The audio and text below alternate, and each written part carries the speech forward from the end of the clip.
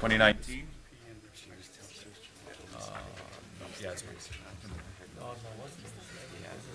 It's 1:15 p.m. and conference room 229.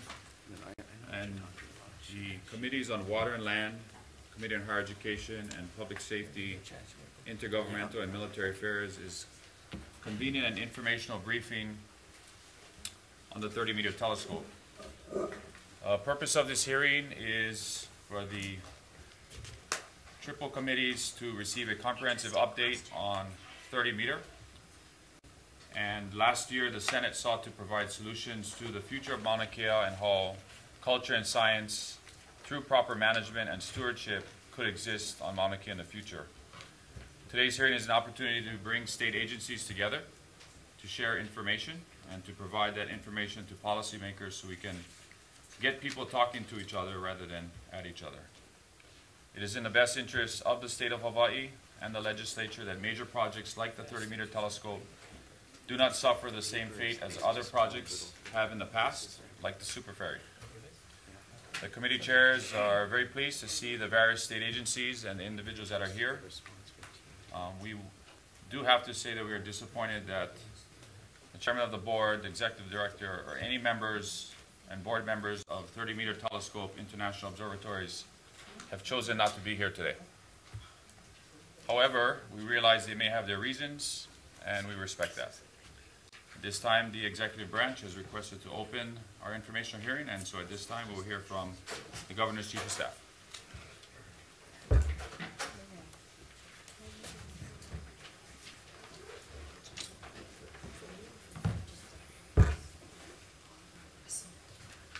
Good afternoon, Chair Kahele, Chair Kim, Chair Nishihara, Vice Chair Kidani, and members of the committee. My name is Ford Fuchigami. I'm the Administrative Director, Chief of Staff for the Office of the Governor. At this time, I would like to thank you for allowing us to come before you today to answer whatever questions you might have and allow us to present whatever information that you requested through the written communication that you sent to us. The Department of Land and Natural Resources, the University of Hawaii, the Attorney General's Office on behalf of the Public Safety Department. They'll be here to answer any questions, here to go ahead and answer any questions that you might have as we move forward. Again, we apologize that the TIO is not here. They did send written communications to the questions that you asked. I believe there's numbers 6, 7, and 8 on those letters, and hopefully they'll be able to go ahead and, based on that information that they sent to you, they'll be able to answer any questions that you might have. Should you have any additional questions, please let us know, and then what we'll do is that we'll get to them and we'll get those informations to you. If you allow us, I'd like to be able to call Chair Case up here just to outline what the process is and some of the things that we do, and then we'll go ahead and we'll open up for any questions at that point in time. Chair Case.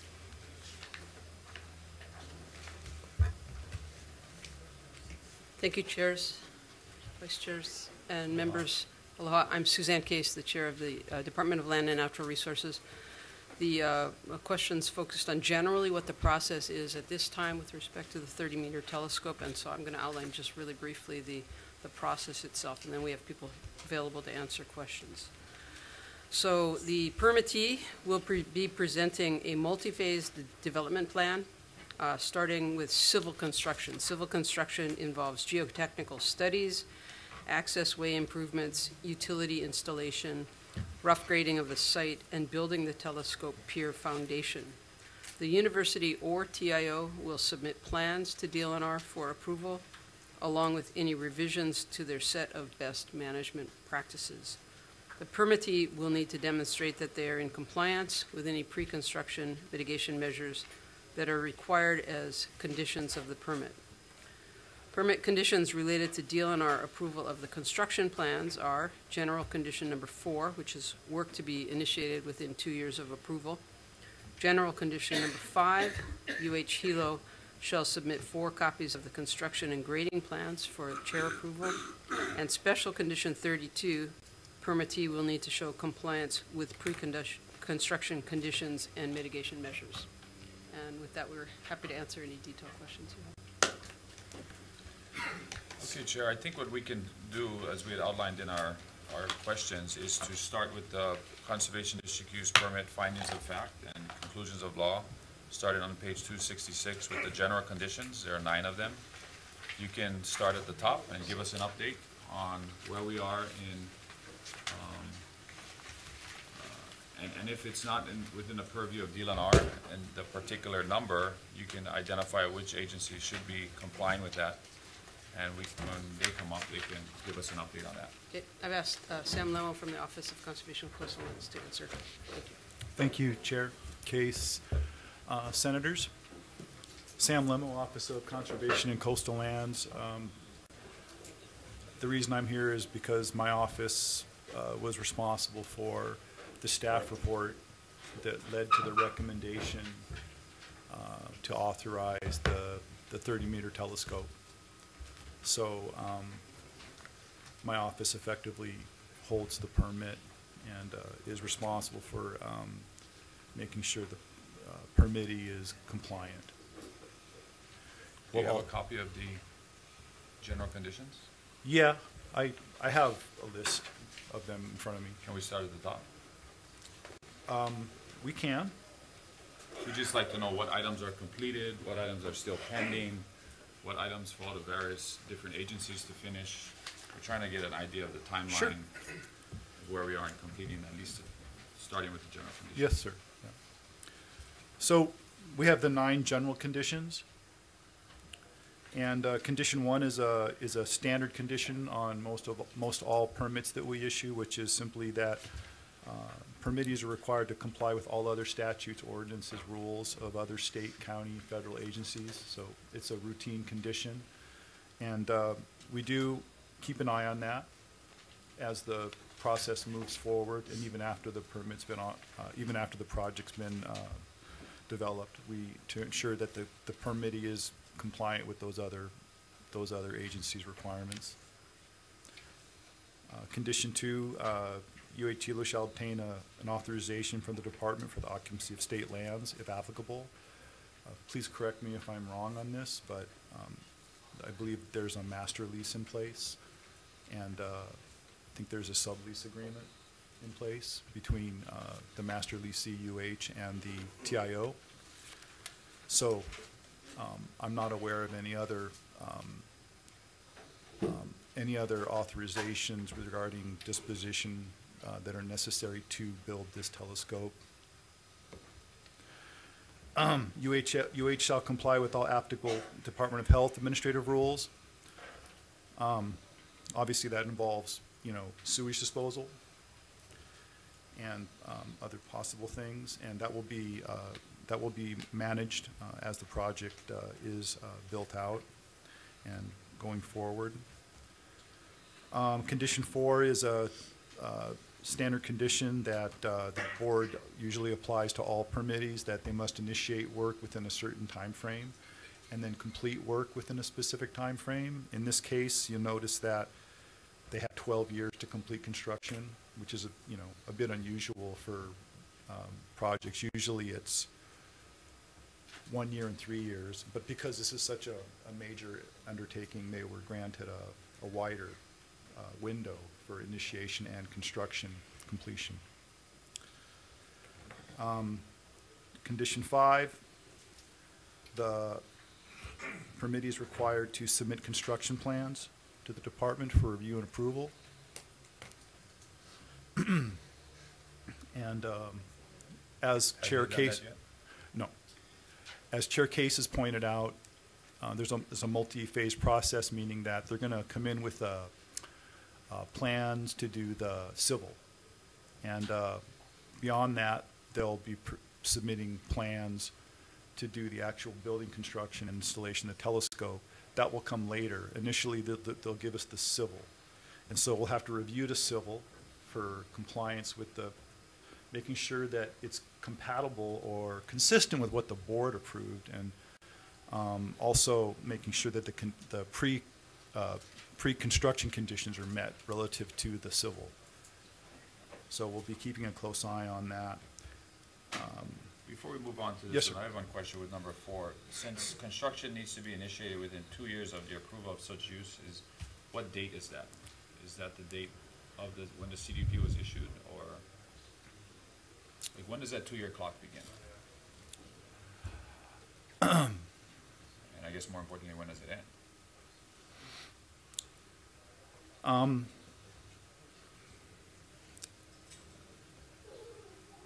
We can come back to it. Let's come back to that. I have an idea, but let's come back to that. Thank you. Has TIO submitted any plans to the University of Hawaii at Hilo yet? It looks as though this condition requires UH Hilo to submit the plans to DLNR.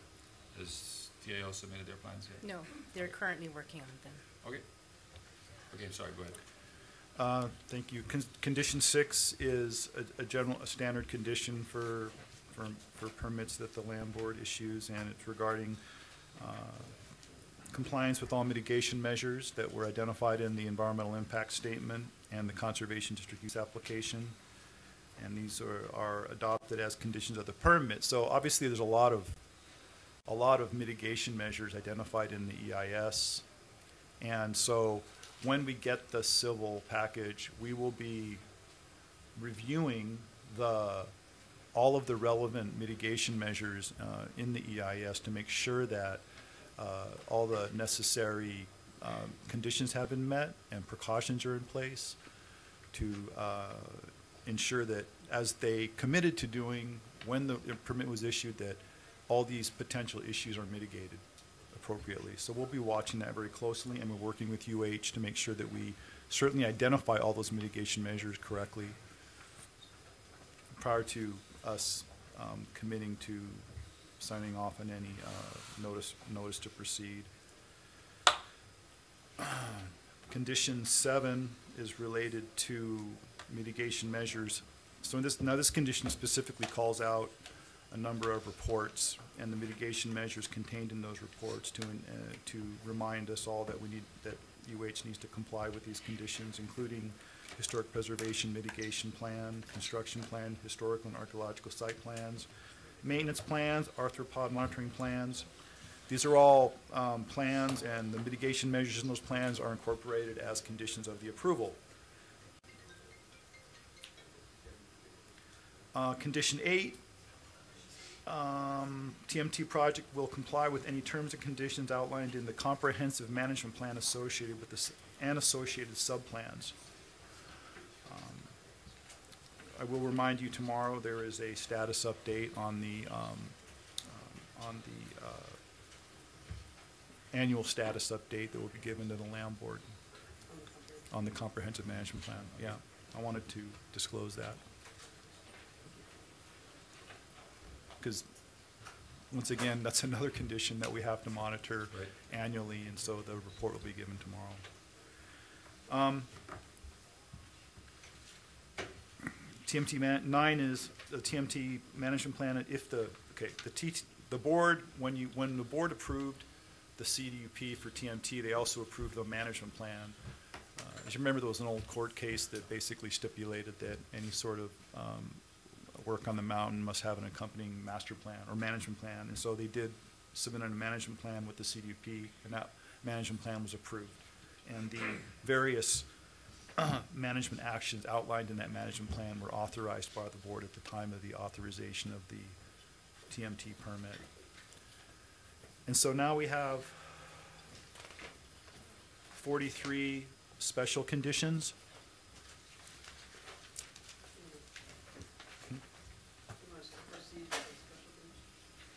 Members, any questions on the initial 9 general conditions?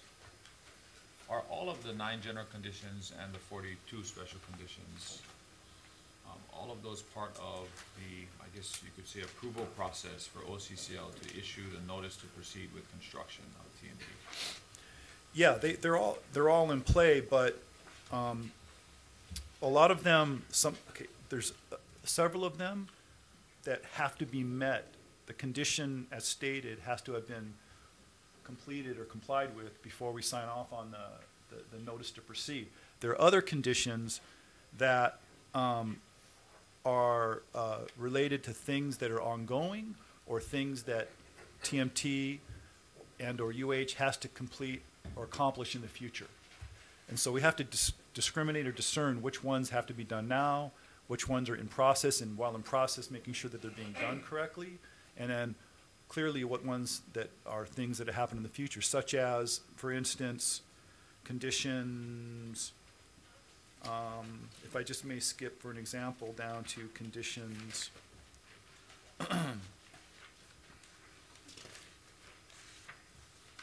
regarding telescope, number of telescopes on the mountain. Do you know which ones those are? Oh, yeah. Decommissioning. The university will decommission 3 telescopes permanently as soon as reasonably possible, and no new observatories will be constructed on those sites. Legally binding commitment. And then the following one, notwithstanding any lease renewal or extension, consistent with the decommissioning plan that was part of the comprehensive management plan, at least 2 additional telescope facilities must be permanently decommissioned by December 31st, 2033, including the VLBA, the Very Long Baseline Array Antenna, and at least 1 other observatory. So these are conditions that will have to be met at some time, but not prior to us signing off on the civil package. Of the 9 that you just went through, which ones are mandatory, must be done within in the 2-year time window so that TMZ can start construction?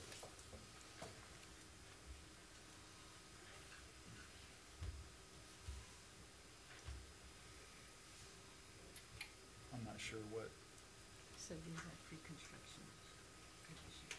just these. These are the 9. Okay.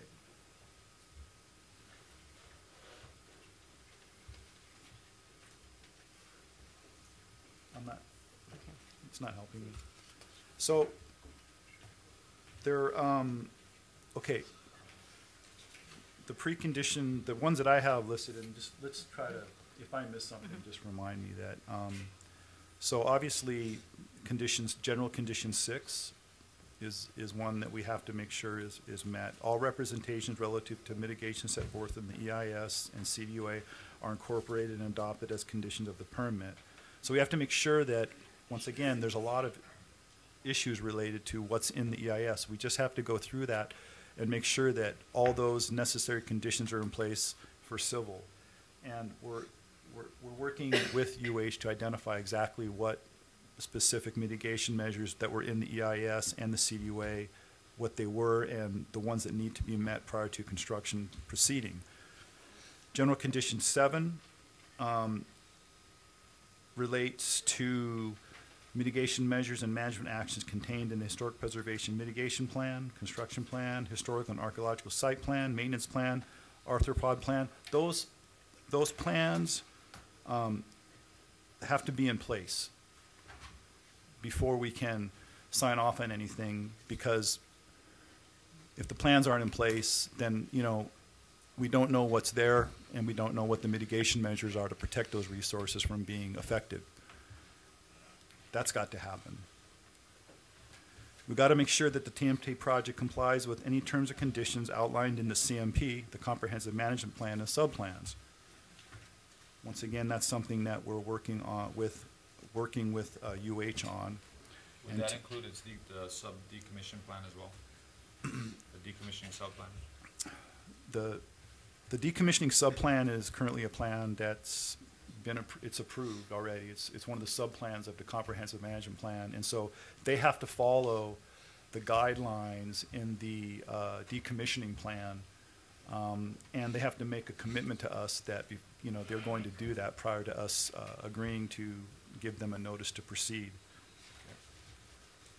And there's a number of other conditions, a number of other plans and mitigation measures and management practices that are identified in General Condition 9 that have to be met. And it does mention decommissioning, et cetera, et cetera. There's a special condition 19 whereby UH presents a plan for handling recreational parking during construction. That has to be given to us and authorized at least 1 month prior to beginning construction, because we know that this is a big job and there's probably going to be some rearranging of things to accommodate construction. We don't want to make it difficult for Native Hawaiian practitioners or people that want to go up there for recreational purposes to park and get access to use of the mountain resources. And 21, archaeological monitoring plan needs to be signed off by the department prior to us giving a notice to proceed. Yeah. I think they provided that, that we have the TNT archaeological monitoring plan. Is that still in draft, or is that still pending, or is that a final? It looks like it's a final report. It's final. It's a final plan, and it's under review by us. Yes. Okay, why don't we go back to page 267, at least what we're looking at, and just start at the top. And provide an update on where we are in the special conditions. Okay. So one is regarding ensuring employees attend a mandatory cultural and natural resource training with a minimum of 1 day's training. Yeah, if that's UH, we can move on to the next one. Okay. Number 2 is, I think, a UH condition, working with the Imiloa Astronomy Center and Kahuku Mauna to develop an informational exhibits. I think that's a UH related question. Funding the renaturalization of the closed access road on Pu'u Polihale. That's a question that UH can answer. Okay. Implementing an invasive species control program. It's already happening, but probably something UH should answer. Working with OMK, 5, working with OMKM to develop and implement a Wake U-Bug habitat restoration study. I know that's already happened or is in the process of happening, but once again, UH. Zero waste management policy. That's going to be an ongoing thing. Maybe they can update you on how they're going to do that. 7, filing employment opportunities locally. That's UH. In fact, I think a lot of these conditions probably would be a better use of people's time if maybe UH went through these. Let me just scan them if there's anything that stands out for me as something that I can add to.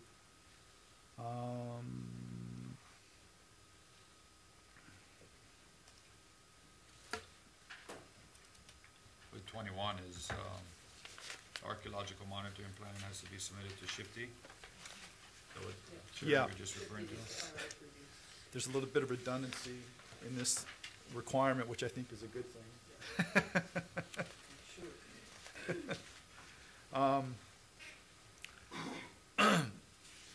Yeah, so if you go on to like condition 27, it gets into some more sort of standard conditions that we typically apply to permittees. You know, we don't give out any vested rights or exclusive privileges in doing these things.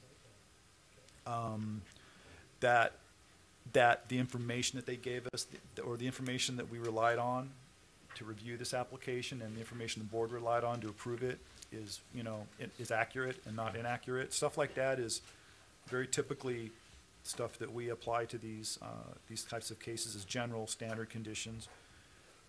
30 is standard condition regarding historic remains. If anything happens to show up during work or construction, they have to stop work immediately.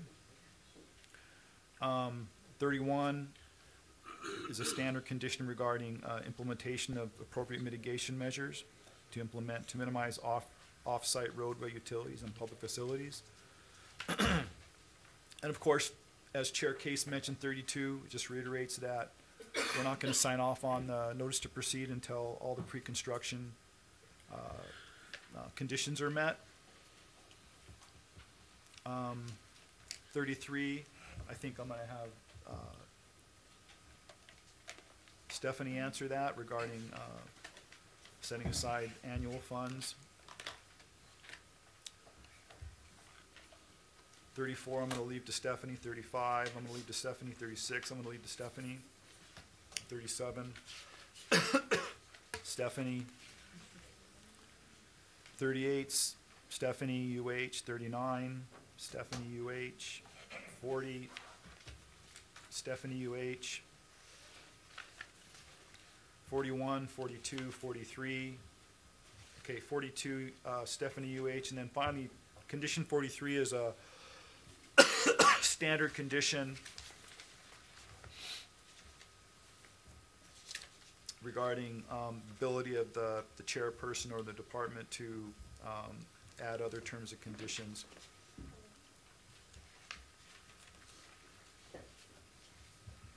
If there's some failure to comply.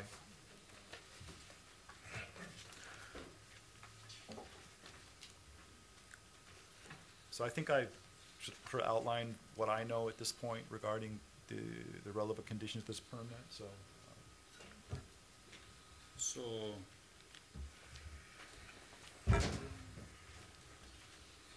does that conclude everything that OCCL needs to, over the next 2 years, whatever date you'll get back to us and let us know when that clock started and when these things need to be completed so that you can issue a notice to proceed? Is that what needs to start so we can start construction? Is a notice to proceed with construction from OCCL? Yeah, it's identified as the official notice. It's called a notice to proceed in this case. And as we've said, we do a extensive review of the case and any issues attached to the case prior to us agreeing to allow them to initiate any sort of work on the mountain. And this will just be for the civil. So when they come back to us to actually build the building, then we'll have to go through this exercise again to make sure that we're all on course and that they've been good permittees and so I think we're going to do 2 rounds of construction review. Possibly 4. Possibly 4. Okay. It's a 10-year project. Yeah, Senator Rivera. I just want to clarify that on this condition 4. So when something is approved to be built, work has to begin within 2 years and be completed within 12. Is that what it says? That's what it says. But there's no end date on when all work must be done. And when you just mentioned there might be 4 phases, I'm thinking, well, gee, if you don't start work for 20 years from now, you know, then does that lead us out? You know, see, where is there any terminus of this, or when everything must be completed or expected to be completed? Because I could see problems down the road if there's always that open-ended 2-year, 12-year. Thank you for the question, Senator. The condition is meant to avoid that type of situation from occurring. For instance, they're given 2 years to initiate and 12 years to complete. Let's say they aren't able to initiate within the 2-year time frame, and we'll get back to you on when that time frame begins. Then they would have to come back to us to seek an extension. No, but there's no, you could approve theoretically at any date in the future, you could approve something. And then they would have 2 years from then to begin and 12 years to complete. So I'm just curious if somewhere else in all of this, there is some expectation that it would be done by No, That everything this would be done? condition means that they have 12 years From when? from when we decide that the permit is valid. Yeah. And the only way that can get extended is through Okay, so it'd be another- 12 years from, thank you. Yeah. Thank you, I miss. Yeah. For some reason thought the 12 years of approval of such use, any work or construction of approval of such use. So the such use meaning this project. Yeah, Okay. Yeah, So it this is clear project. that It's this means project. everything to do with this project, yeah. not some future add-on. I see what you're saying. No. Okay. No, Okay, thank you. Sorry, thanks, Chair.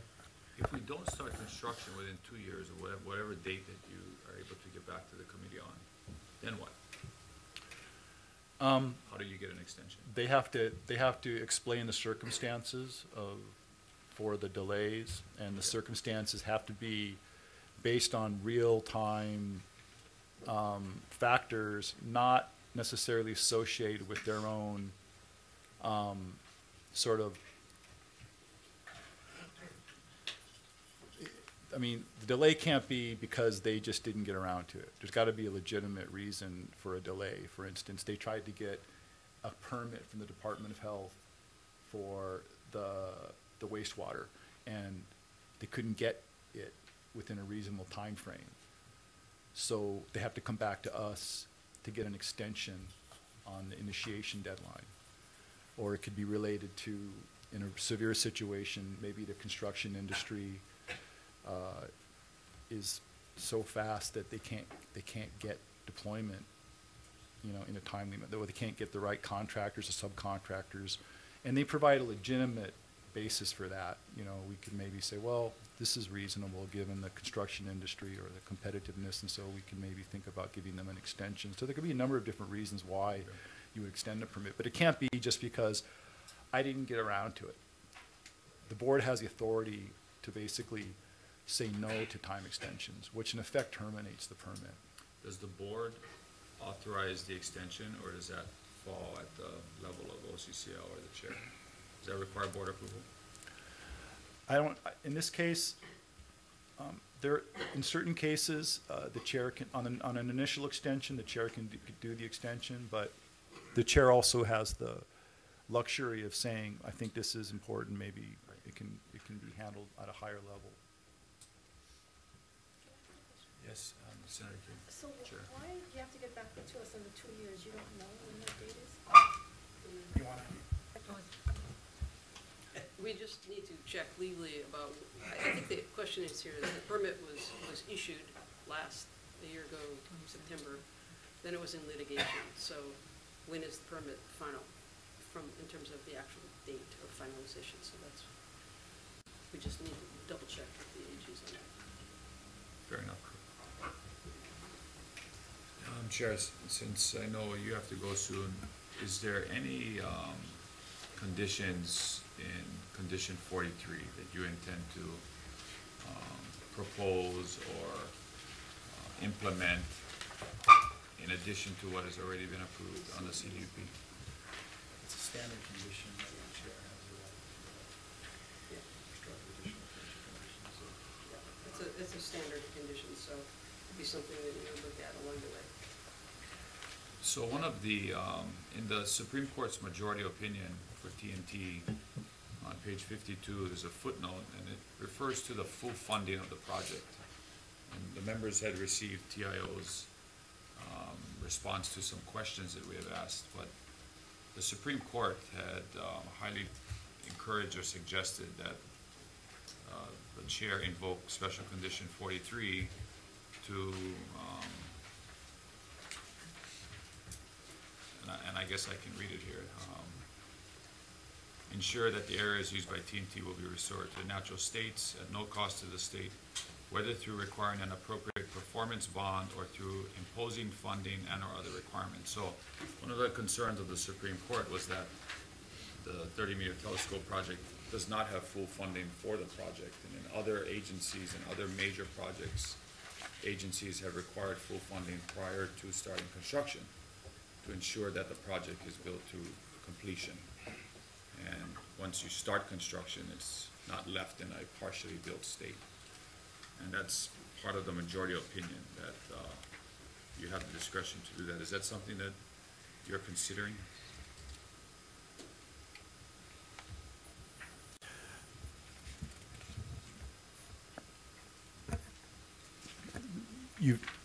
Now that the court raised the question, now you've raised the question, so I think it's on everybody's minds.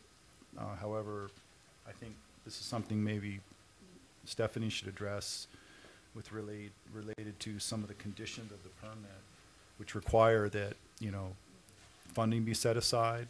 We also have a requirement for a decommissioning plan, for all telescopes, new telescopes on Mauna Kea, and that decommissioning plan needs to develop a business plan and a critical path forward for decommissioning these facilities.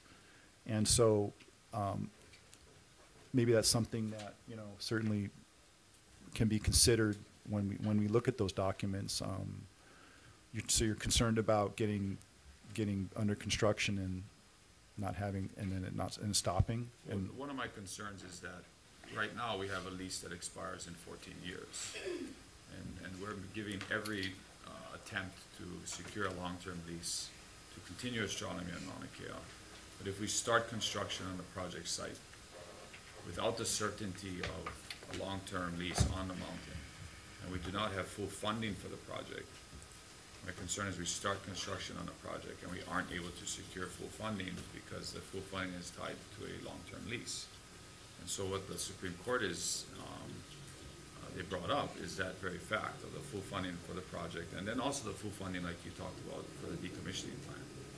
In the past, telescopes were built without a decommissioning plan or the funding mechanism to decommission. One of the questions we're going to ask is, just like you had said, the proposed plan is to decommission 5 telescopes prior to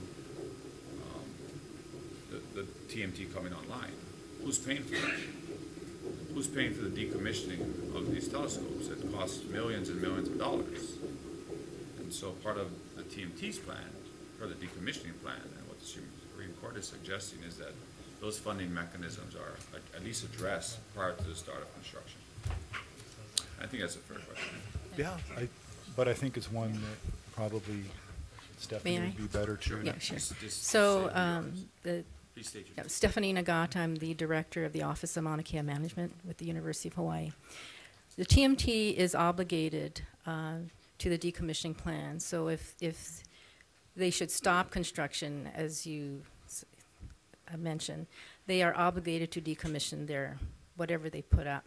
They also have some conditions in their sublease agreements which obligates them to make sure that they decommission the facilities, whatever is constructed. Okay, so I would encourage you to go back and look at the Supreme Court's majority opinion and the footnote. It's on the bottom of page 52.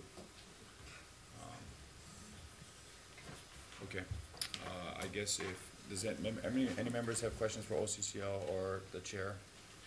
I know Docare is a part of our conversation later, but. As I mentioned, I'm sorry, I have to leave after this for another hearing, but OCCL is. Okay. Members? Sorry, Senator Favela? Does the TMT plans to sell scientific observation time and to other countries, universities, or other entities to help offset the costs of the telescope maintenance and what else? Oh, again, maintenance of the TMT, and what is the estimated cost for one night of 8-hour period for scientific observation time on TMT?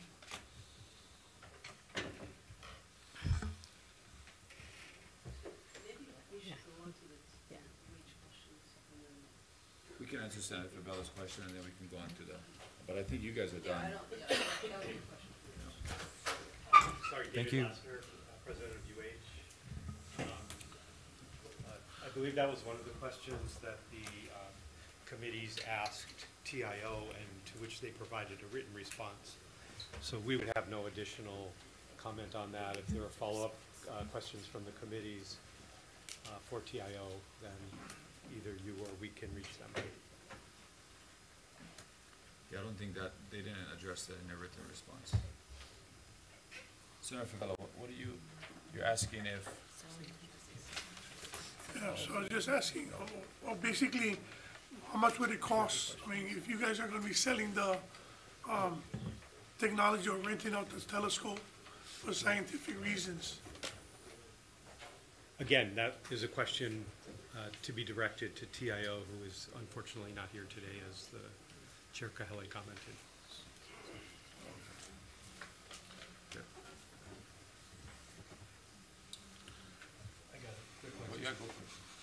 So just to follow up on the decommissioning, is the budget, I saw something in the TIO answer that they want to put $1 million a year, I think, as a building fund to be able to decommission or to deal with things in the future. Will there be sufficient funds in the kitty in 2033 or 31 or whenever we get towards the end? Should the lease not be extended, should that happen, will there be sufficient funds in that year to decommission if the lease should then terminate? Well, I don't know if there will be sufficient funds, however, built just based on the contributions that they're going to make annually.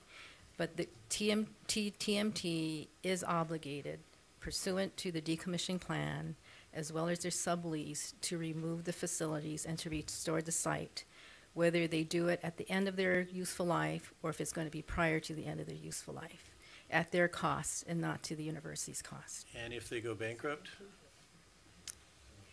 I mean, is there a bond or the funding for it? I mean, how is it guaranteed rather than, their good faith? Other than their commitment to, under their sublease, a sublease agreement, they would be obligated, and whether it's through whatever financial mechanisms they have on their own.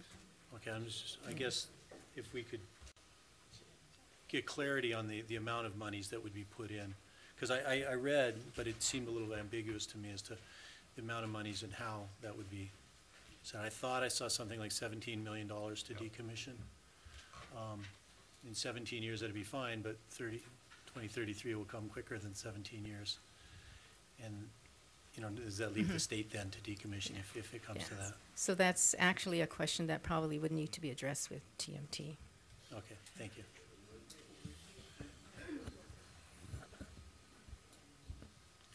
Senator Favela? It's kind of, for me, it's my personal, nobody else's. I just feel kind of sad. We're asking these questions with TMT, and we're talking about good faith. And how can we have good faith that they are going to decommission and not cost the taxpayers money? They can't even be here. You know what I mean? They had more than enough notice to be here. Now they're not here. We're asking questions, and then it's easy just to defer to TMT, and they're not here, blah, blah, blah, whatever the situation is. So to me, I mean, I'm kind of new at this, but to me, this is the problem.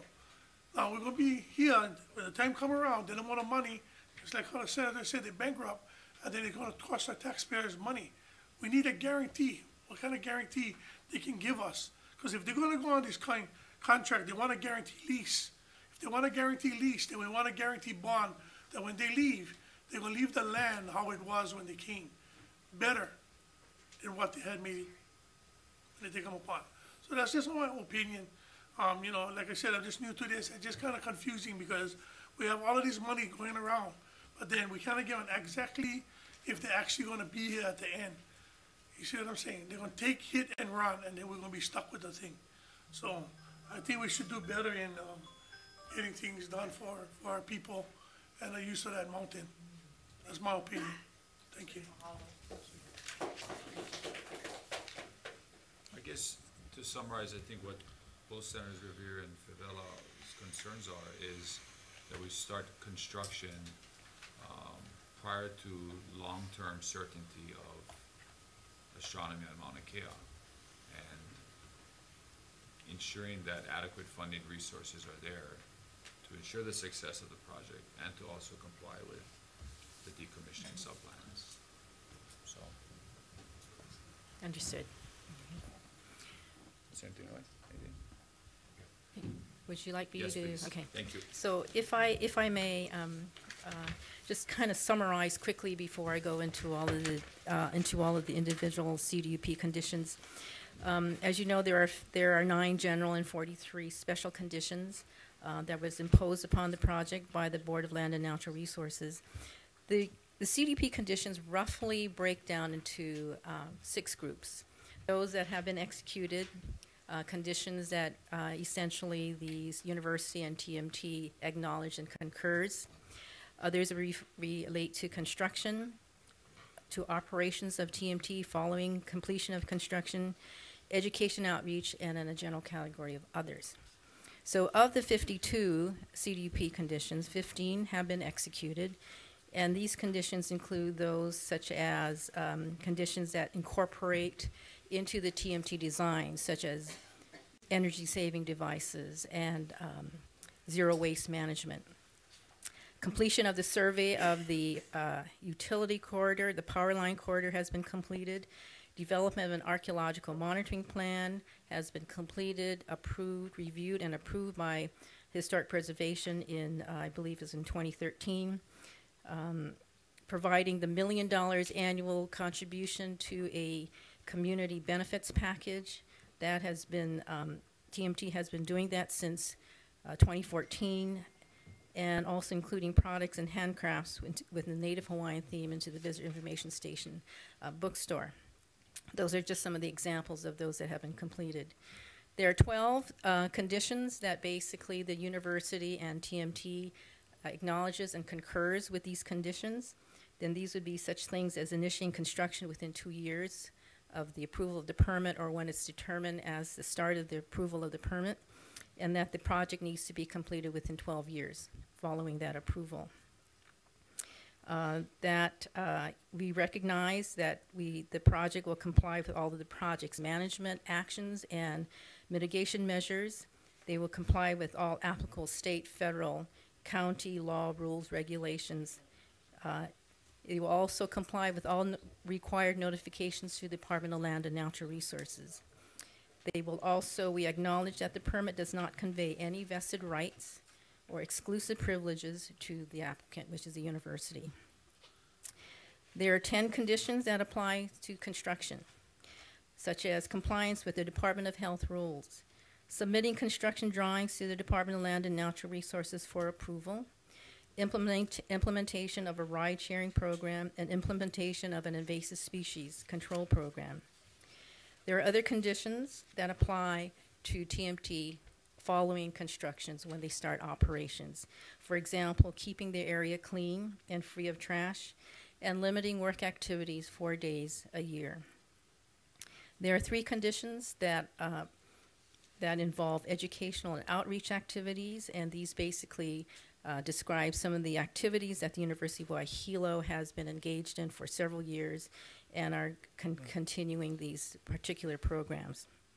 And then finally, there's an other category which doesn't fit the others, and these are conditions that, for example, establish an area within the science reserve to be used specifically by Native Hawaiians, cultural practitioners, the decommissioning of telescopes, funding the renaturalization of a road to the top of Pu'upoliahu, and implementing a workforce pipeline program.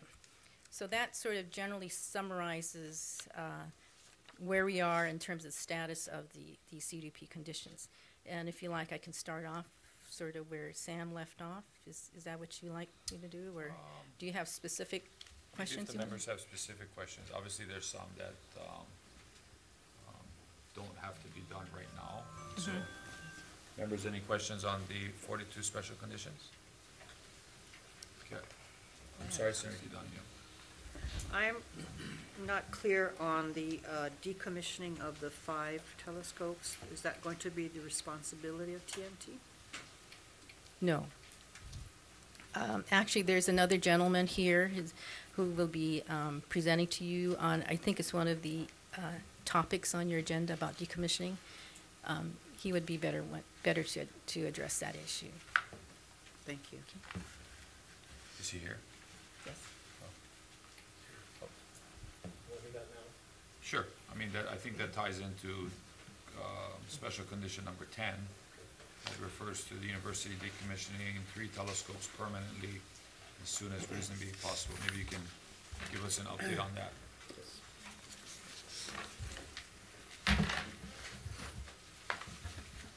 chairs and senators. My name is Bob McLaren. I'm the interim director of the Institute for Astronomy, and I've been asked to present the information on the decommissioning aspect of your questions. The decommissioning plans, as they stand now, flow from these two CDUP conditions, number 10 and number 11. So as you pointed out, number 10 says the university will decommission 3 telescopes permanently as soon as reasonably possible, and no new observatories will be constructed on those sites. The university has identified the 3 telescopes that will be decommissioned. These are mitigation requirements for the 30-meter telescope. And those 3 are the Caltech Submillimeter Observatory and 2 UH-owned telescopes, one called Hokuke'a and one called Euclid. I can go into more detail on those of the status in each case if you wish. But those are the 3 that have been identified to satisfy this permit condition. What would be the other 2 as per condition 11? Condition 11, the time scale there is a little longer, Senator. Those are ones that have to be decommissioned in part because of in connection with the mitigation, but by 2033, and those are the VLBA antenna and one further one which we have not identified yet. It'll be one or other, probably one or other of the remaining submillimeter telescopes. But we're not in a position to identify specifically that one at this point. Of the 3 telescopes you described that need to be decommissioned, as soon as possible, Hokuke'a, Euclid, and the Caltech. Yes, that's correct. Who is paying for that decommission? In the case of Caltech, they own it, they're paying for it. Okay? In the case of the 2 that UH own, UH is paying for it. How much is that going to cost? Euclid is the one that I know best. We got, at the time that the university assumed ownership of it from the original owners, United Kingdom, we got a couple estimates as somewhere around $2.5 million. Which funds where the UK gave the university to be held sort of in escrow against the eventual cost of decommissioning. Is that to restore the site completely, meaning removing the concrete substructure and any tanks, storage tanks? Is that complete restoration, or is that just partial? That is an aspect that is determined during the decommissioning process. But if I had to speculate, I'd say since this is on the summit ridge, the answer is probably yes. Site restoration is relatively simple in the case of Euclid because it's the top, it's a cinder cone, and it doesn't have, it wouldn't take too much work to restore it to as close as you can get to the original appearance. There are photographs that show what it looked like originally. Okay, so that, just so I'm clear, the costs associated with decommissioning Euclid Hokuke'a will come from the University of Hawaii's budget? It'll come from the university funds, but not necessarily allocated funds because as I mentioned, we have the $2.5 million that we got from the United Kingdom at the time that the ownership transferred. Do you think the university will have to ask the legislature for funding to decommission? I don't think so, no. But we can see. I don't know. Certainly, I wouldn't think so for Euclid. But it remains to be seen. I mean, we got what we thought were reasonable estimates of the cost at the time we took the telescope over from the UK. So the $2.5 million cost, is that for one or both telescopes? That's for Euclid. It's for one? Yeah. So when was that cost estimate done? Cost estimate was done about 3 years ago, 2014, 2015. Well, about 2015, 4 years ago. Well, yeah, I'm sure it's not the same cost estimate.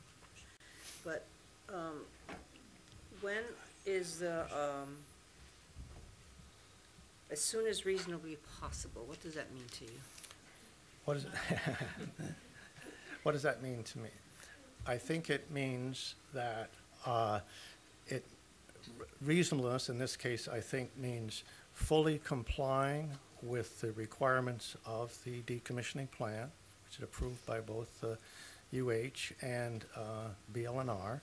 It's a fairly detailed process because it requires environmental due diligence reviews. It requires, in the case of CSO, an environmental assessment and a conservation district use permit.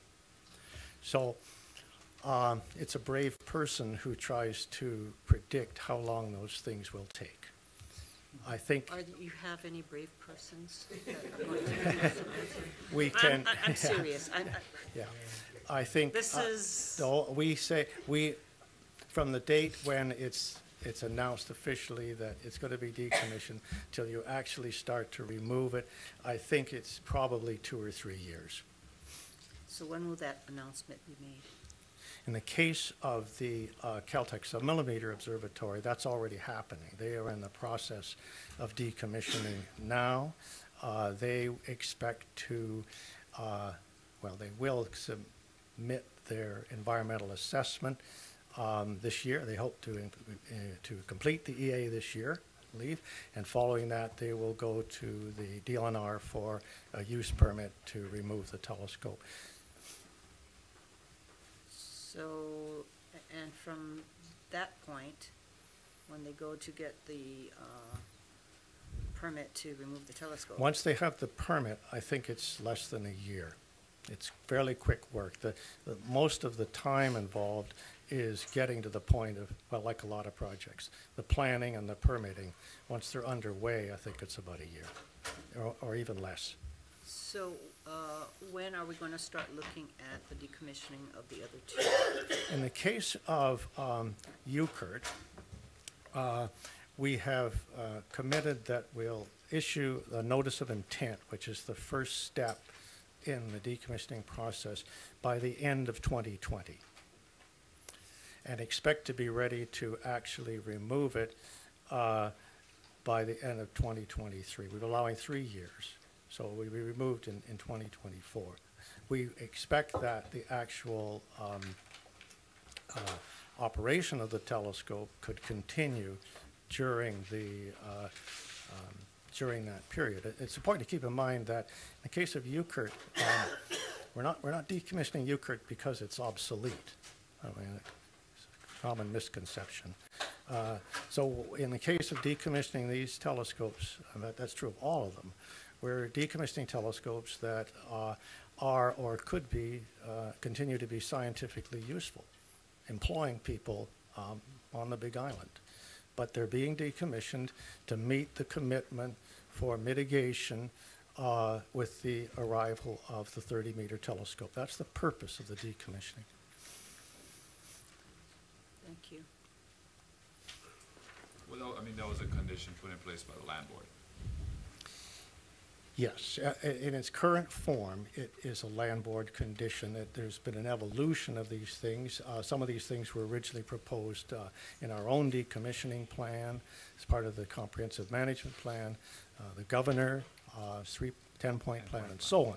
But the culmination of all of that is what you see here, and that's what's current and relevant. Will you require an environmental assessment or an environmental impact statement and a conservation district use permit to decommission? In the case of CSO, I believe that is what is required. I think there's some judgment involved. I think it certainly involves, at a minimum, some kind of permit from the DLNR. Maybe not a board permit. That's a matter of discretion, I think, and it's their business. But it's certainly that kind of activity, even removing something, requires some kind of permit. And there's a hierarchy of permits, and it's up to DLNR to tell us what permit they will require for a particular activity. So we probably won't see an actual telescope coming down and being decommissioned potentially prior to the start of construction of TNT? Unless the preliminary work, certainly not, it looks like not CSO or UCURT. There is some removal of parts of Hokuea has already taken place. So that's the only exception to what you said, Senator. Senator Chair? Yeah, I have a question. You speak about decommissioning, but these are not like large articles of construction that can just literally dismantle and just take it to the dump, right? So are there plans to see that these decommissioned astronomical sites, they're being resold or given or turned over to people who want to put it up in some other place? Yes, that's a good question. In fact, there's aspects of that in all three of these cases. The case of the Caltech Submillimeter Observatory, Caltech has plans to relocate the antenna part. It looks like a big satellite dish, but it's 30 feet across, 10 meter. That they plan to relocate to a very high mountain site or high plateau site in Chile. So that's where that will go. It will have another life in the southern hemisphere. In the case of UCURT, we are currently using part of UCURT observing time in collaboration with the U.S. Naval Observatory to do a sky survey. They have expressed some interest, some possible interest in relocating UCURT if it's decided at the point that we will decommission it. So sort of they're saying, check with us first. And in fact, we've asked them to be a little bit more definitive on that and to let us know within a couple of years whether they're serious about that. So they might have an interest in relocating that to Lowell Observatory, Flagstaff in Arizona. And Hokuea is kind of a special case in a way because the current telescope there is not functioning. But a replacement was bought, a very nice replacement, with the original intention to put it at the Hokuea site on Mauna Kea. Now the plan is to find another site that's not on the summit where it can function and serve its purpose. So in that case, it will not find essentially a new home, but rather a home that wasn't the one or a site that was originally intended. So, on those three that you mentioned, and the interest that other people have for them, will they be also asked to pay for the removal cost, since they'll take them? In the case of CSO, yes, because all the costs are Caltech. In the case of Hokuea, it's ours, so I think we have to pay for that. So you could negotiate with whoever wants to take it? I think it would be that's going to be UH fund. It's not a very big telescope, and it's not, we just have to find a good site for it. In the case of UCURT, yeah, we'd expect the federal government to certainly help us cost. In fact, that's one of the attractions of that idea, that we'd have a partner in paying for the decommissioning and in this case, relocation cost. Yes.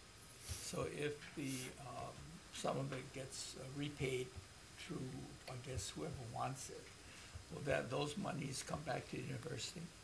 No, what I have in mind here is simply that they would help pay the cost of the relocation and reduce the amount, the share that we had to pay. It would have to negotiate how much. Yeah, I mentioned that we have the $2.5 million in an account, but if the federal government were involved, we would expect to use some of their money, or they use it, in order to accomplish the removal and relocation to wherever they want. They could help offset some of the costs if Yes. the costs were greater than the 2.5. Yes, it certainly could. Okay, thank you, Chair. So just so I'm clear, with the United Kingdom Infrared Telescope, which was run by the United Kingdom, I'm Yeah. guessing, when they left, they gave the telescope to UH, That's correct. and they gave UH $2.5 million. That's for correct. its future decommissioning. That's correct. Okay, so we've had that for some time now. Yes. Yes, sir. And will that be enough to decommission the UCURT, considering an EIS and the consultants and everything that goes into the I notice can't of intent to decommission? I can't say for sure at this point. I think it'll be close to enough, yes. Okay. Can we get interest on that money? Big pardon? Did we get interest on the 2.5? Yes, interest-bearing account, I believe it is. I'm not, How many years we've been holding it? When did we take over the UCURT? 2014? Oh, so a few years ago. Yeah, Okay. I'm guessing. We should be racking up some interest. I don't. Yeah, was it in pounds or dollars? We can find out, we can find out. You can't have it.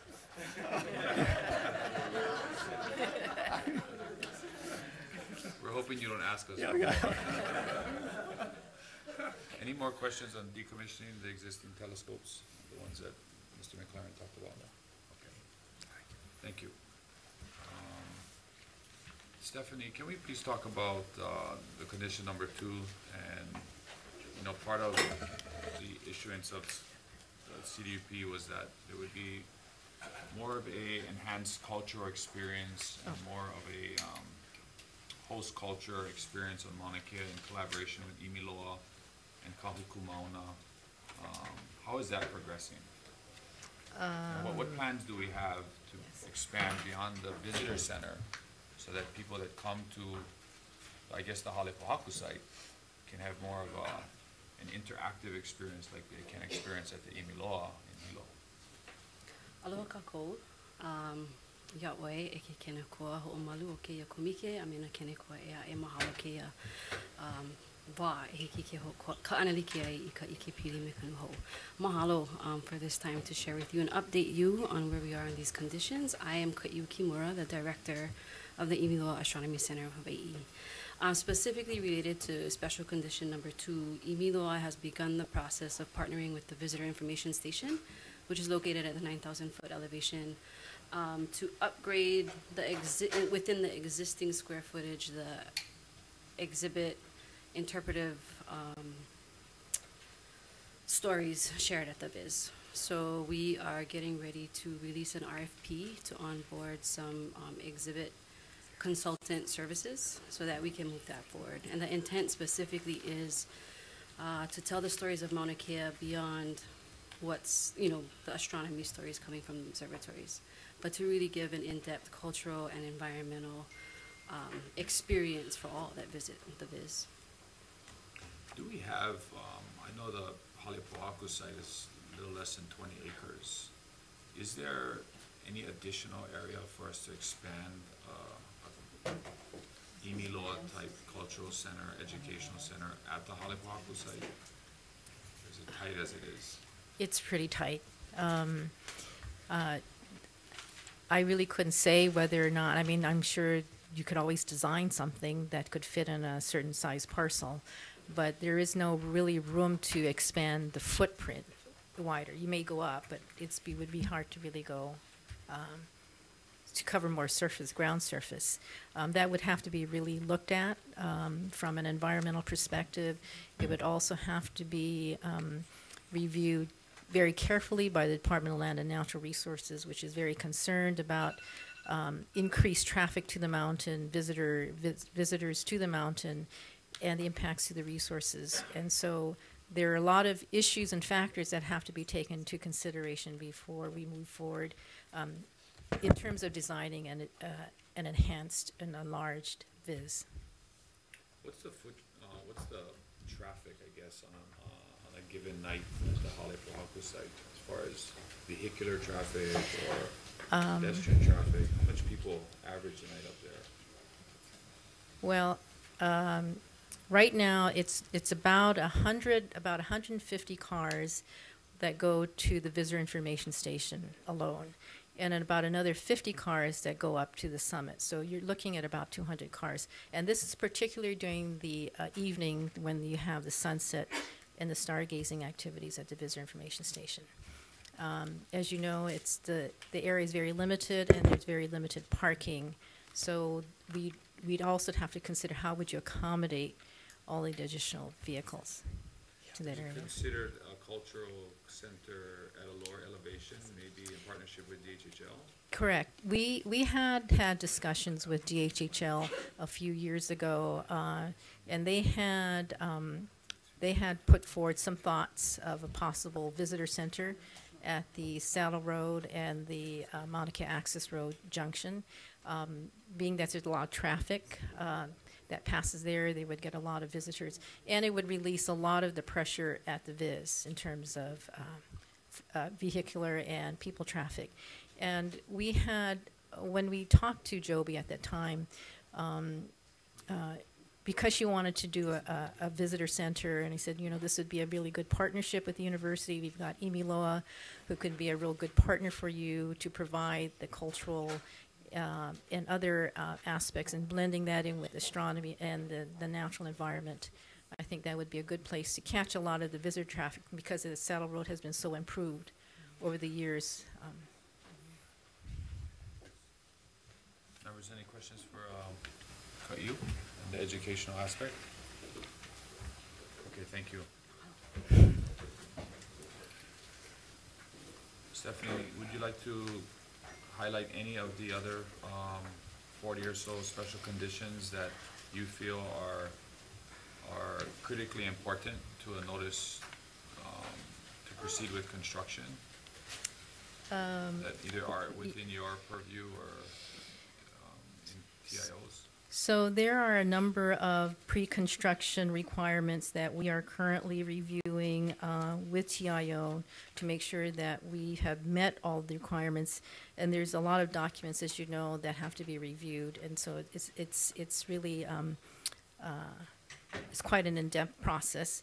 So I want to reassure the committee that we are making every effort to ensure that all of the mitigation measures and all the management actions have been met prior to construction. And just the TMT management plan is based on the comprehensive management plan. And they have identified, in concurrence with us, what are the management actions in the CMP that applies directly to the TMT.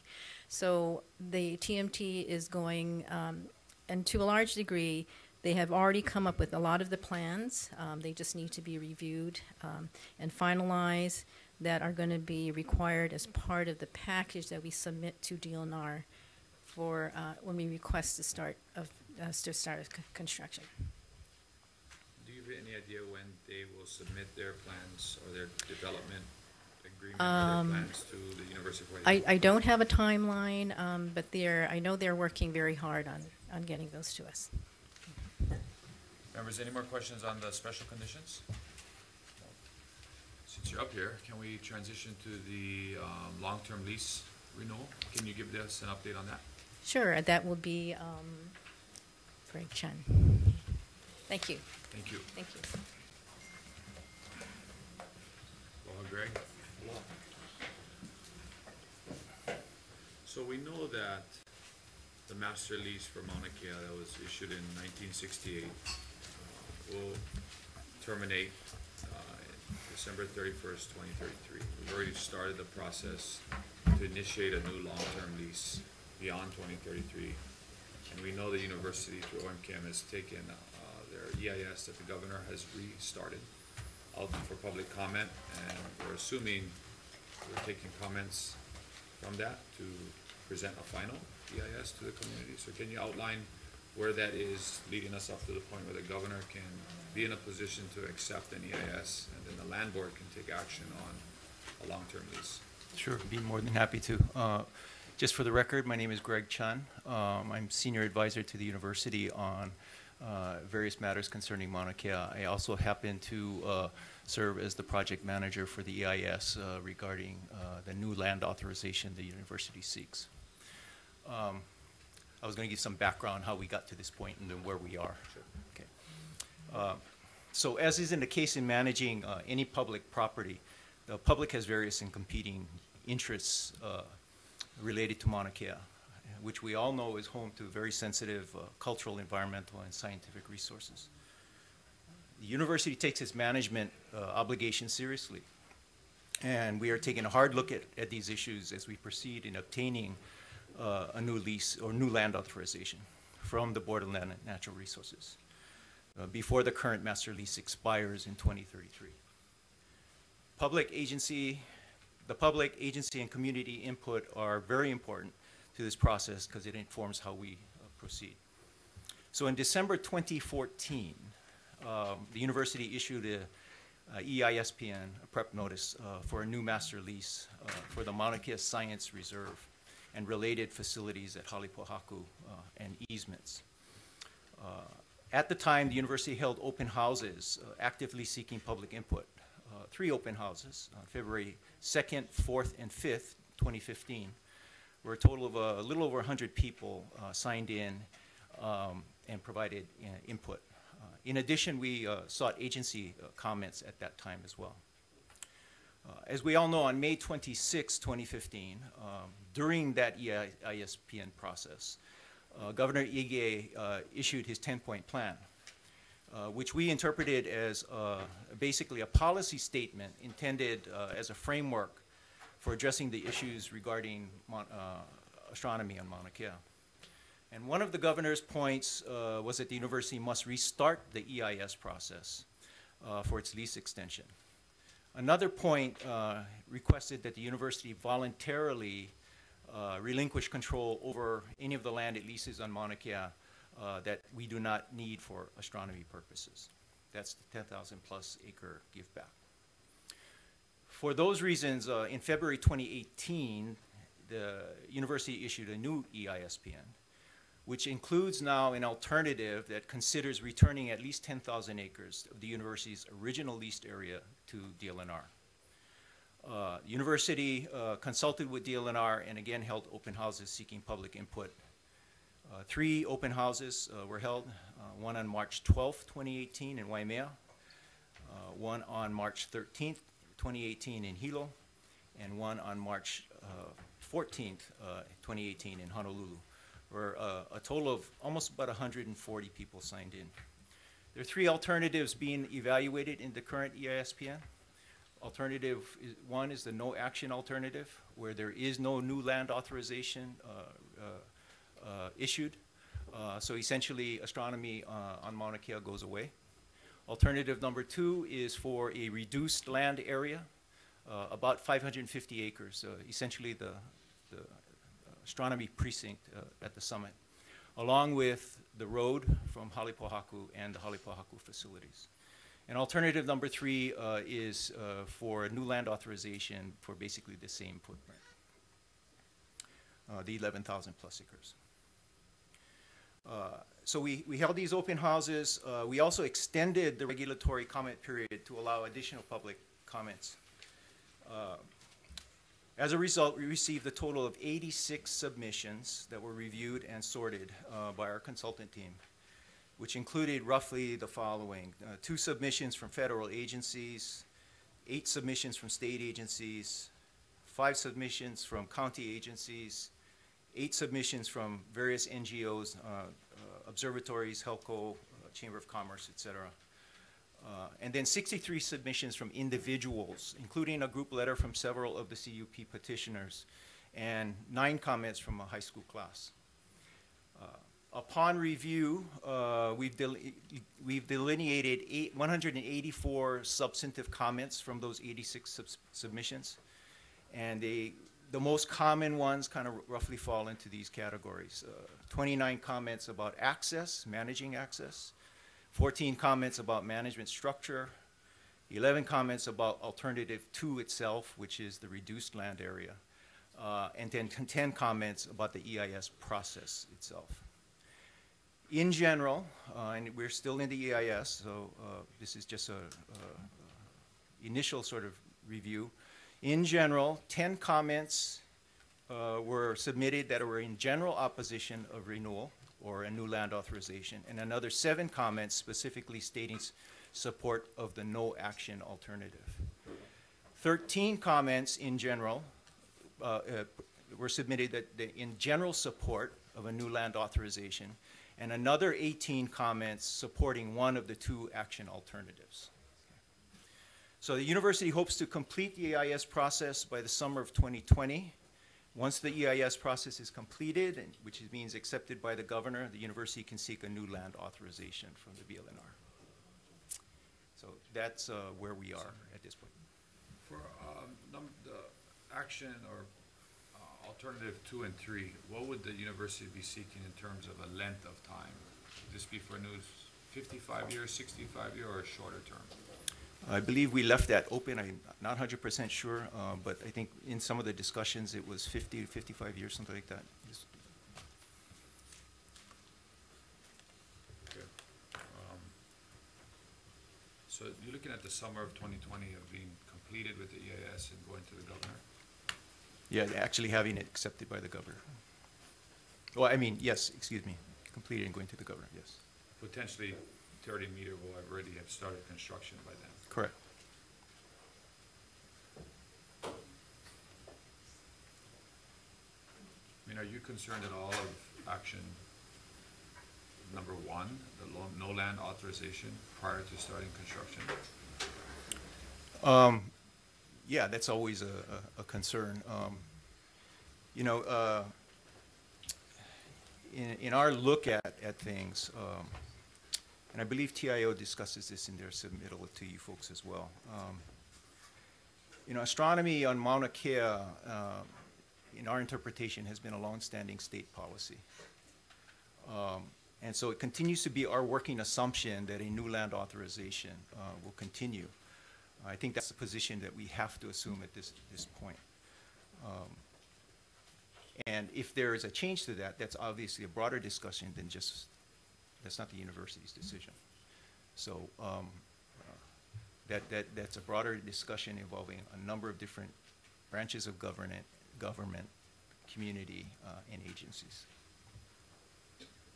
I know you can't speak for 30 meter, but someone that I'm sure talks to them regularly, do you have an idea of what their timeline is and their construction timeline? I mean, is it possible for them to start construction once the governor accepts an EIS and we can secure a long-term lease for the summit? I don't have an idea of what their timeline is in terms of when they plan to submit all of the documents and whatnot. You heard Sam and Stephanie talk about. I really don't. I guess we just want to ensure this project is successful and put in the best position for Absolutely. success. And it seems starting without having a definitive, length of time on Mauna Kea would be. Senator Nishar. I have a quick question. Yes. You know, this whole process, is it pretty much driven by the TMT people, not by the university, not by other local entities? It's pretty much their show. They tell you when they might do it, when they can do it. Is it pretty much all the cards are held by them? No. No? No. You know, astronomy, as you heard Dr. McLaren speak, and I'm sure as David, President Lasner would affirm, astronomy on Mauna Kea is important to the university way beyond TMT. And so not only do we have a lot invested, but there is a tremendous future that we envision that astronomy can provide the state. So I've not seen them driving the bus here. It's not been my experience. Would the university be able to request that TMT wait to start construction prior to the finalization of the EIS and approval by the governor and the land board long-term lease? I mean, is that unreasonable to ask? I think it would put the university in a very difficult legal position, given the approvals that they have secured.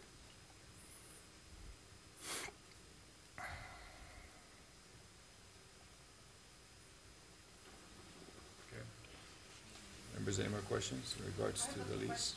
Yes, sir. For Stephanie, though, this has to do with the footprint. And Doc, maybe you can answer.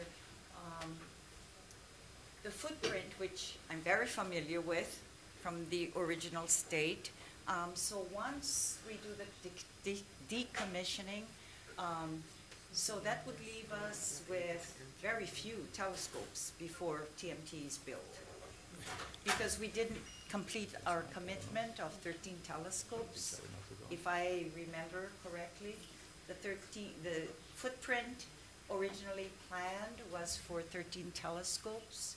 So just for my mind and for our colleagues, where are we with where we were, how many telescopes were initiated or have been built, and where we are today with the decommissioning.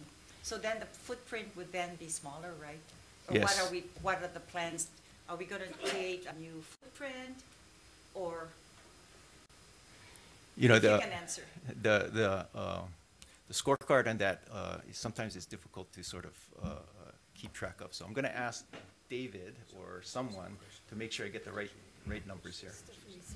Or Stephanie. Okay. I'm sorry, because, you know, I'm really familiar with the original plans and footprints, so just as we are today in 2019, and with TMT, who was not even in the picture, you know, when the footprint was set and the university plans, so I'm just curious. I'm sorry. The question is, okay, the original, the footprint we have now with the decommissioning, so are we going to decrease the footprint or leave the footprint and the land division that we have assigned by DLNR to the university with the decommissioning of the telescopes? What are we left with? So maybe, let me try if I understand it for sure. So the general framework was set out in the comprehensive master plan and the decommissioning subplan. And in that comprehensive master plan, it basically showed one new telescope, which had a name like extra large telescope. Yeah, next generation, which turns out to be the TMT project. That is absolutely the only new site that was identified for a new telescope going back now for 10 plus years. So that is that would be a new telescope. Everything else is a net decrease. So as CSO goes away, that's 1.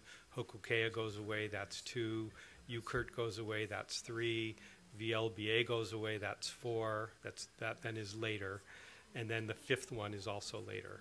So the footprint will decrease overall,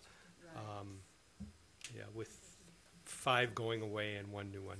Okay, thank you. I just wanted to at least share with our colleagues where we are on the footprint. Thank you. Thank you very much. Yes. Aloha. Hi. Aloha. So the lease that we're talking about would be for UH to continue for 55 years or 65 years to have the master lease. That's what's in Yes. discussion? Or the leases then with each of the telescope operators, they're all set to expire in 2033 also? Correct. And so then they would be renegotiated? Correct. Presuming this all goes forward. So TMT has come forward, and their lease would be to 2033. And their At this time, plan, correct. their expectation, their only expectation would be that they could operate. They Right. could get it open and Right. operate a couple years. Right. Correct. And they're willing to do that on the chance that they'll probably get a lease extension. Correct. Okay.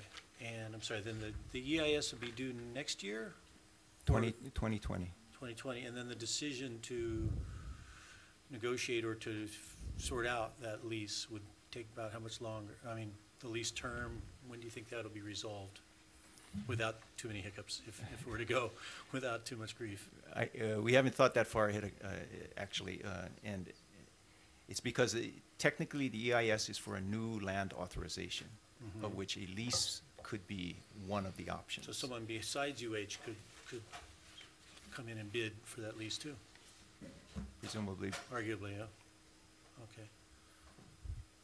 But we also are seeking input on executive order or other kinds of potential transfers.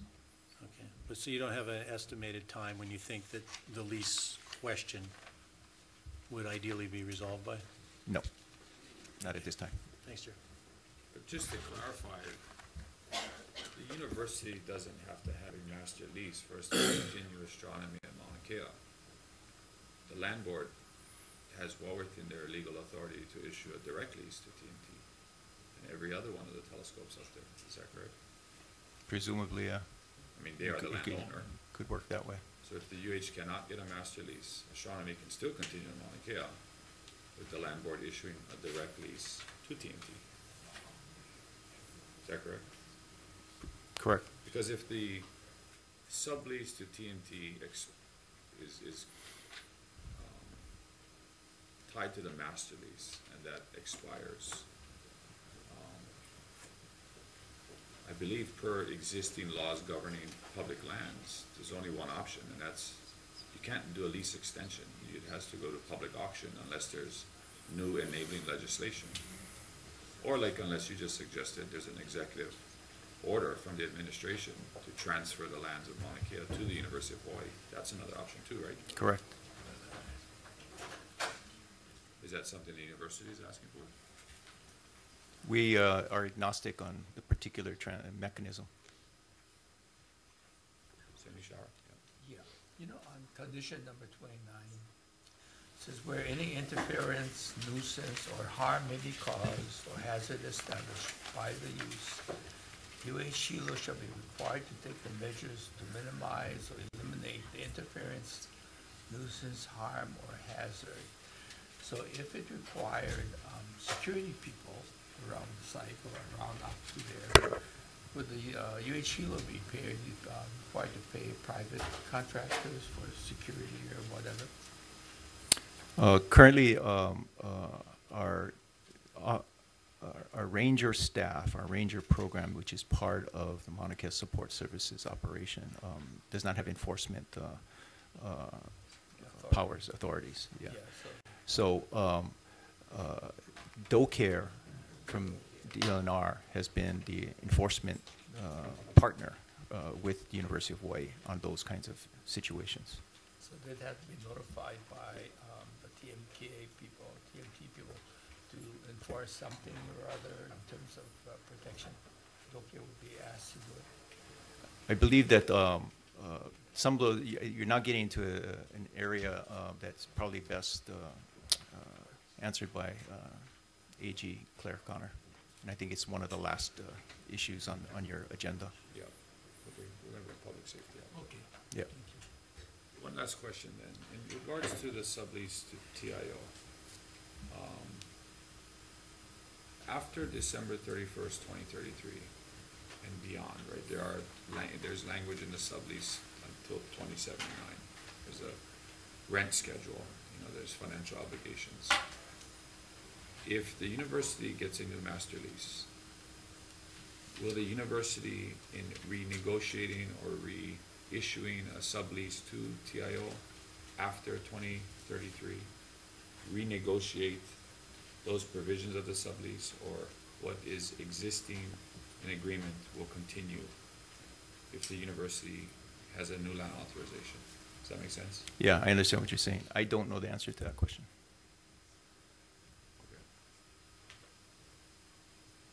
Has the university coordinated with DLNR? One of your options is to reduce the footprint on the summit.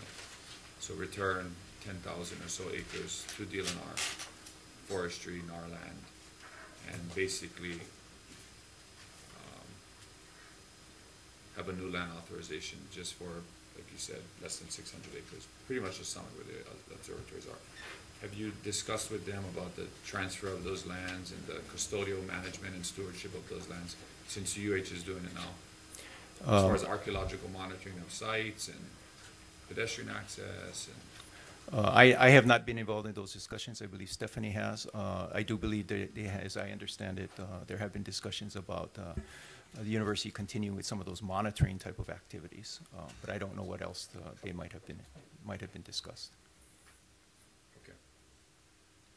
Any more questions in regards to the UH's lease extension? Okay. I have one question for, maybe it's IFA.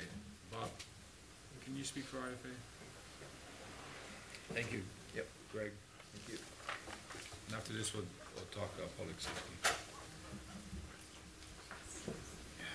the sublease, what is the apportioned time of scientific observation time that TMT will allocate to the Institute for Astronomy? Just for clarification, that, that condition is in the Scientific Cooperation Agreement, which, Right, yeah. okay. And it's not just the IFA, it's any UH scientist, okay. But the answer to the question is 7.5%. Of Yeah. the 7.5%, is there any guaranteed scientific time that has been dedicated to the University of Hawaii Hilo's astronomy program?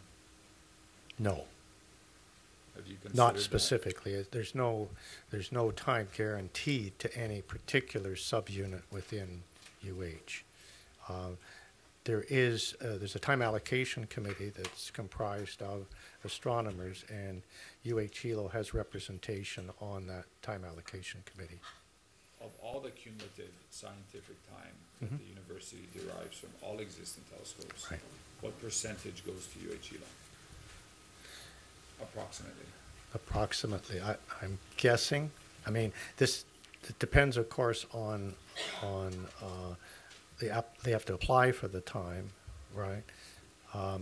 It's not a large amount, maybe 5%, something like that.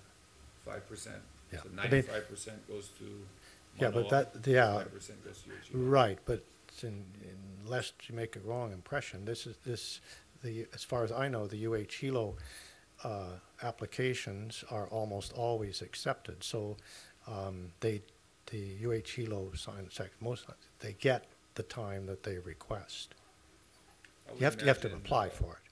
I would imagine the TMT time would be probably the most valuable time on the planet for a telescope. Do you anticipate yes, time going to UH Hilo on the TMT? certainly if they apply, yes. Yeah. I don't think they're at a disadvantage in connection with the actual application process. It's often a case of workload and things like other commitments that they have. Members, any questions? Okay. Can we get DOCARE, Public Safety, I guess the Attorney General?